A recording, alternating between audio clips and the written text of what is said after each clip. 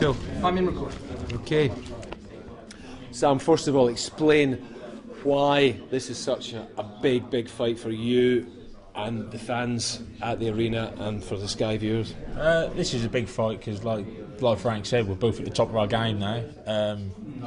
I want it, he wants it, I want it more. It's as simple as that, really. I was meant to fight for the British title, and the only reason Derek's got the British title is because I couldn't fight for it in May. You know, I had to pull out because of my mother and stuff. You know, so at least when I do win it, I can say I want it from an up-and-coming fighter like myself. Yeah, do you feel he's just got it on loan? The title's destined for you? And I noticed all the press conferences, he never brings it to the press conferences, so I think he's trying to hang on to it as long as he can. Yeah. How big a disappointment was it for you, although there was circumstances that you couldn't take that British title earlier? Does that make you hungrier now? Yeah, like I said, it's been a terrible year for me. You know, just in all parts of life, really. You know, I had a bad year, but I want to turn that year around now and turn it into a good year. There's a lot of frustration inside me that you're going to see unleashed on Derek on the night. Yeah, do the off-the-field issues sort of channel your focus now? Yeah, definitely. It's like I said, it's going to be nearly a year, you know, since I last fought. But I just feel great. I just feel better than I have before any fight. I know every fighter always says that they say I feel better, you know what I mean. But I really do. Every time I fight, I just feel like there's that little bit more, you know. And I'm doing things. I watch the sparring videos, and I'm, you know, without trying to big myself up or anything, I think I look good, a lot better than I was. And how more valuable would the British title be to you from the Commonwealth that you hold at the moment? What's the prestige of a British compared to Commonwealth? Well, the British title is one of the most famous belts in the world. You know, that's what I want. I want the British title. It's always been, you know, when I was growing up, I never really thought about the Commonwealth title. I thought about the British title. And the Commonwealth come, you know, you get the Commonwealth and then you want more. You know, I'll win the British and I'll want more. That's just the way it is, but I need that belt.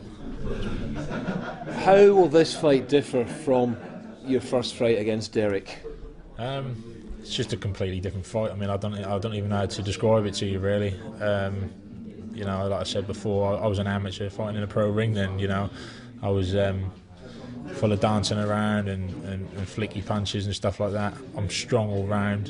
You know, my trainer Graham said to me, when you get to like 25, 26, you'll develop into a proper man. You'll get your man strength, and it's coming. I say now. So I'm just all round, just stronger, fitter. Are you changed sort of out the ring, personality-wise, character-wise as well? I mean, I've always been the same, really. Just been, you know, just like your normal lad. You know, you go out and see down the pub or whatever. I'm just the same. But obviously, you know, when you're training for a fight, you have to cut everything out, and I just become like a hermit. You know, I sit at home, don't do anything. With my fiance, you know, early nights, early mornings. That's just the way I live until after the fight. Then I have a little bit of a celebration, and then we're back into it again. You know, I heard Frank say about December the 11th, so I'm not really going to be able to have a layoff this time. What have you learned from that first fight against Derek? You've watched it back on DVD a few times. Yeah, I can't really say I've learned anything really, apart from, you know, just don't lose again. You know, I mean, some people had the fight 50-50. Others had him winning, others had me winning. But it's just, I watched that tape back.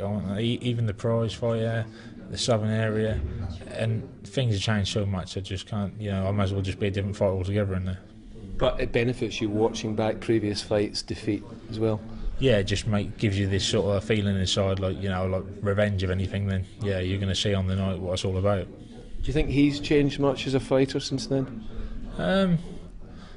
Not really. He still seems very lazy to me. You know, like, I know he probably trains hard, but you know, he's quite quiet. Don't get me wrong. I respect Derek. I respect anyone I'll get in the ring with. You know, it takes some guts to get in the ring and fight. But I don't know. I just want it more, and I can see that. I can see it in his eyes. I can see it in his mannerisms. Everything about him, I can see. I just want it more. You know, he's got other things he's doing. You know, I don't something to do with cars or something like that. You know, he's got other things in life. Boxing is my life, and that's that. You know. Frank Warren says it'll be 4 or 5 fights for the winner to get to a world title. Do you see it that way? Can you wait that long? Well, I've waited this long, so yeah, definitely. I mean, that's a dream, innit? But I'm not looking past this fight. We'll get this fight done, and we'll look to the next one. Even my dad always says to me, "Boy, you can be world champion. You can do this. Do you not think that sometimes?" And I always give him the same answer. I don't look past the next fight. If it comes, it comes. You know, when it comes, it's going to come. But I'll deal with it at the time. And how do you see the outcome of Hay against Harrison? I mean, you've got to say Hay all the way. I think, to be honest, Audley will probably, tuck up and be, and probably not do anything, take a lot of shots. He has got that chance of landing the big punch, but I don't think it's going to happen. Derek thinks Audley will win. Do you think he's saying that because he thinks he's got a better chance of beating Audley if he gets there? I think so, yeah. From what I can remember, I think, he's got a thing about Audley. I think he really wants to fight Audley, so maybe that's why, I don't know. But I can't see it happening. And for Hay, would he be your number one target on the basis that he wins that, or would you prefer looking at the Klitschko's in the future? Well, yeah, whoever's top of the game, whoever's going to give me that world title belt, I'm not bothered, because, if I win it off Hay, I'm going to fight on the Klitschko's anyway. If I win off the Klitschko's, I'll fight Hay. It doesn't really matter. A lot of people have said, since the Frank Bruno, Lennox Lewis era, British heavyweight boxing is dying, but does this show, this fight, and then Hay against Harrison, it's alive? Yeah, I would say, I wouldn't say it's dying. It died. There's no coming back, definitely. We've got some good young heavyweights coming through. And that's just going to be an exciting domestic scene soon, very soon. You say you've watched your past fights on DVD. This is billed as the Magnificent Seven. Have you seen that film? Where would you characterise yourself as one of the characters in that? Are you a Steve McQueen? Are you a bit of a Yul Brynner? Are you a bit of a Charles Bronson? To be fair, I mean, I've definitely seen the film, but I can't remember much about the film. But just all cool characters that win in the end? Well, that's it, yeah. It's all about the winning, and I'm definitely one of the seven. Yeah. Good man. Well done, Sam. Top man, sir. Thank you. Cheers. Cheers.